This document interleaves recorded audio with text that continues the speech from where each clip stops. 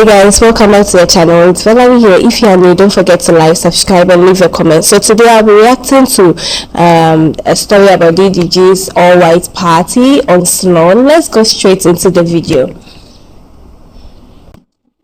Yesterday, former star Adria English claims she was trapped in a cycle of sex trafficking she never asked to be a part of because defendant Combs knew he could groom her. When we drink, I felt I felt so because I was paid as a stripper at Larry. I know what it takes to be drunk. I felt way more. I ain't gonna say nothing. Back in the day, everyone wanted to go to Diddy's white party. It was the event of the year, with tons of celebrities, more alcohol than they could ever need, and even more victims. Women coming forward claiming that these parties weren't just a party. But the woman that said that she felt fucked up, I mean, it was the stripping job that's like she does, right? So if you are hired as a stripper, that's your job. If that's, the way that she was doing. Let's get into it.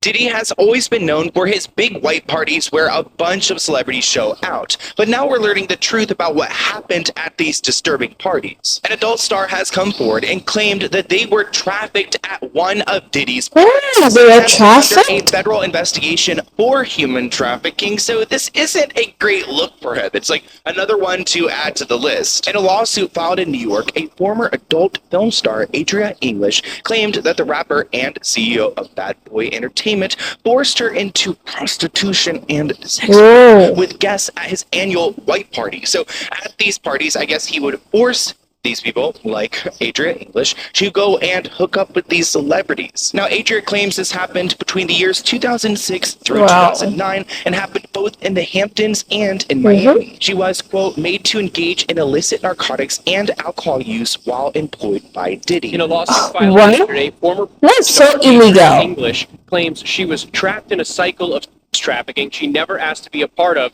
because defendant Combs knew he could groom her. There's absolutely no reason any boss should be forcing any employee to do any substances, let alone, hiring someone to then... This reminds me about what happens in the banking sector, where you find some bosses trying to influence their employees to act sexually. Like a prostitute, so that they can get more rich clients for their companies. That's what the story reminds me of. With people. That's just so icky and gross, and I'm glad that this woman's coming forward. We've heard of this cycle before when talking about Diddy. These people who are promised careers, modeling gigs, music record labels, and they aren't given anything. They're given these false promises, and when they don't deliver, then Diddy blacklists them. Adria claims that she first met the disgraced rapper in 2004 after her then boyfriend auditioned for a Sean John modeling gig. Adria claimed that her partner and another model were asked to orally on Diddy in order to get the job, which they allegedly refused. So it looks like Adria's boyfriend was told, hey, if you want to get this modeling gig with Diddy, you gotta suck him off. Despite their alleged refusal, Adria claimed that her partner was given a second chance if she agreed to work as a go-go dancer at one of Diddy's white parties. And she showed up and she did her job. Here she is at the white party Hamptons back in 2004. So we got some proof that she was in fact there. Here's a clip of Adria explaining how she got involved with Diddy. Long story short, my ex Anthony Gallo goes in the room and he comes out yelling, that, fuck that. And I'm like, what are you talking about? He's like, I'll talk to you in the elevator. And we get to the elevator. He's like, nigga tried to ask me to suck his dick. Damn. Who asked you to suck Disgusting. He said, Nasty. I said, fuck that. But then after that, he booked him anyway because I agreed to dance at the white parties. Major red flags. Of course her boyfriend was appalled by the idea, but then she kind of sacrificed herself so that he could get that job. Now, in the legal documents, Adria explains that when she first started working for Diddy, there was, quote, no sinister intent or requirements for physical contact, and it seemed to be a legitimate employment opportunity. So when she was invited to come back the following year to work again, she accepted it. It was easy money. She was at the white party, tons of celebrities. She didn't have to do anything icky yet. However, she says around around the third party she worked that Diddy Whoa. demanded that she begin engaging in intercourse with guests, as they had learned about her past in the entertainment industry and used it against her. She goes on to state that her memories of some of the details are hazy due to the fact that she was expected to consume copious amounts of alcohol and illicit narcotics. However, the documents add that the encounters that she was forced to endure were so Whoa. excruciating that Adria Wait a refused them, as they minute. still Did I see right? It says what? Begin engaging in vaginal sexual intercourse with guests? Damn. her to this day. Things went Which on that is there. horrific. That's PTSD. That's trauma. That is also a survivor coming forward and standing up for herself. Initially, when I got there, it was just about dancing. Looking around, it's all these New York artists people that grew up on Diddy, and I'm hyped up. I'm like a groupie in there. I'm not knowingly looking at me like somebody because I came from doing porn. I'm a stripper. I'm 46 now. I was 20 something. I'm not knowing they looking at me like a certain thing until now.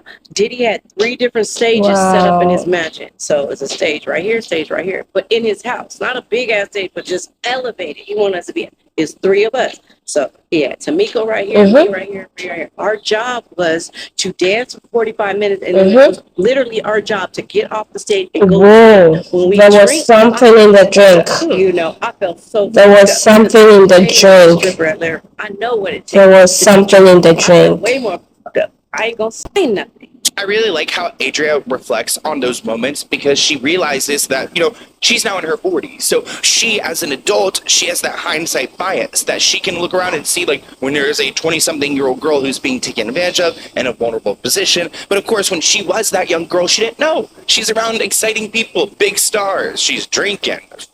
Alcohol is provided. They're encouraging her to get wasted. But now she looks back and she can see that she was like this little, fish in a big pond, and they were all just like, sharks waiting to attack. Although she did not have any intimacy with the guests initially, she claims that Diddy groomed her into trafficking over time. Adria claims that things ratcheted up when Diddy demanded that she had intercourse with Jacob.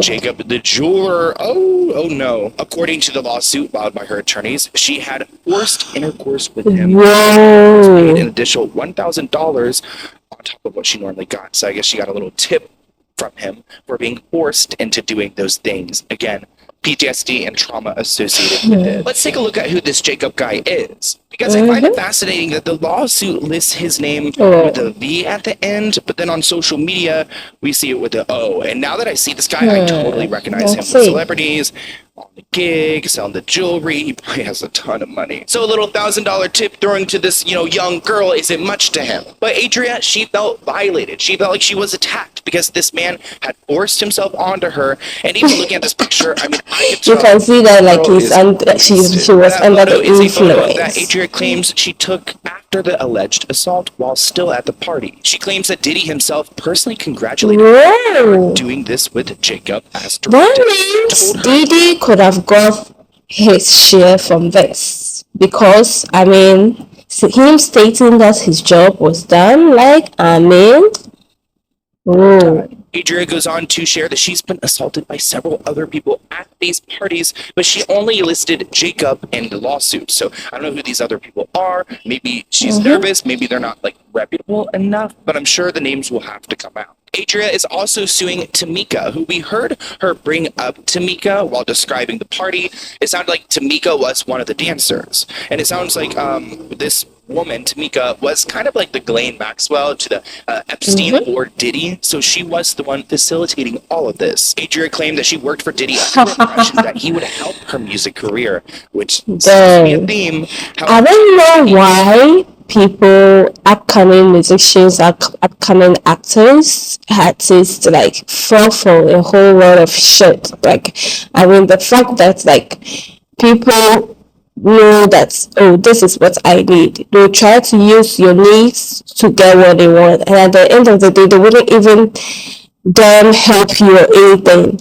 of that used her sort. career aspirations against her with threats to blackball her if she did not do what he wanted. Although she stopped working for Bad Boy Records after 5 years, Adria claims that Diddy made good on his threats and ruined any chances she had in the music industry. Adria claims that she suffered from emotional trauma, She such as would, intimacy she issues would, and because painful memories. it's a That's very due to painful the trafficking, experience. to the forced assault, Mm-hmm. to the drinking, just these memories that are so horrific but kind of blurry because she wasn't fully coherent. Now, Diddy's lawyers have been working overtime. I mean, I'm sure they are racking up a hefty bill, but they put out a statement to this lawsuit. Their statement reads, no matter how many lawsuits are filed, it will Oh. the fact that Diddy has never assaulted or trafficked anyone.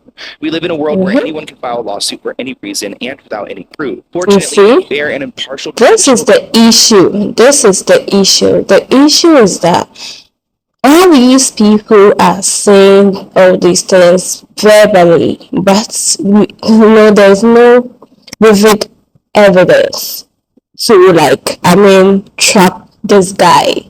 That's the issue. But well, I'm just waiting for someone who has a concrete evidence come out with baseless it. claims in court. What drives me insane is that Diddy denied Cassie's lawsuit, and then we found out that Cassie was completely right. And now he's saying, oh, he's denying all of these lawsuits and that we will prove them in court. I mean, I think at this point there's really no one Everything. who believes him. Thank you. After seeing him get physical with Cassie, I think he's capable of everything we've talked about and more. And this is the 10th lawsuit that has been filed against Diddy.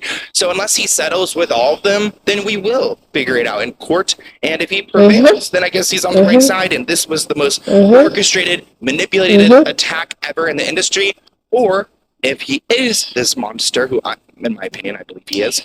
Honestly, justice needs to be sought for all these people who fell victim to him. Use their power, especially in the celebrity world, fallen, and I'm honestly looking forward to it. It looks like Diddy is now trying to sell his home. He's probably going to pay off a lot of bills. Headlines read that Diddy is reportedly trying to sell his LA mansion that was raided by federal agents, and he's put it on the market getting for away. $70 million. Or he needs money to pay off his deeds. Like I said before, there's not that many people who have this much money. So like a $60 million house on the market, like from J-Lo, it's going to take some time to sell. A $70 million house on the market from Diddy, it's going to take some time to sell, especially with those stories associated with it.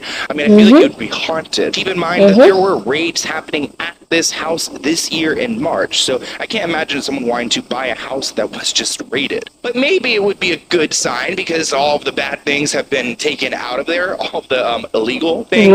He took out 2 mortgages on his LA home, both for $25 million back in 2014 and in 2021. Neither of them have been paid off, so he still owes money on the house, so he's going to sell it and profit maybe a little bit. Diddy's got bigger issues than Damn, who will buy a house who will buy a house that we all have seen police raid the place and the owner himself being in a whole lot of chaos situations. No one will purchase such a house. Because of the public outcry, it looks like the key of New York City has been returned to him. Howard University has revoked his honorary degree. The sponsorships, the companies he's had to step down on, he's ruined. He's ruined himself. It's all his fault. On June 22nd, he deleted all the posts on his Instagram page, including his BS apology to Cassie. But I have hope that we're going to seek justice in this situation, that Diddy's going to get what's coming for him, and that all these people are going to have a little bit of peace, just knowing that he's gotten what he deserves, especially those who have been, I'm trying to say, those who have possibly been unalived by him. And in my opinion, we talked about some stories before on my channel, like that male escort who just kind of disappeared. I wouldn't be surprised. But I'm honestly, maybe I'm It's the same way the escort that got missing. What if he was killed and buried? Maybe behind the backyard or something of in the house. mindset right now, but I'm like, could there be bodies buried on the LA property? I don't know. I would hope that he's like, not that dumb to, you leave the body on the property. Why am I even talking about a body? Okay, let's talk about the assault. Okay, let's take care of that first before we start looking into, I guess, the people who have gone missing. But wow, I've got so many. Like, I'm so. I heard I don't want to be like I'm not the expert. so many things we've around talked this about so guy. much of this So and many things things went in my around mind. this Like, guy. remember all the people who were like killed off that Bad Boy Records? Like, what happened to them? And the people who almost were killed off. So, like, Big Al, I believe he's one of them. But I want to hear what you guys think in the comments below, right? Alright guys, thanks so much for watching. This is pretty much so much headache, so many things around, like Diddy everywhere, and no concrete evidence coming out to just catch this guy, jail this guy, put this guy in prison. Anyway, I just hope that soon there is someone that maybe has a concrete evidence that will come out. Thank you so much for watching, guys. See you in the next video. Bye.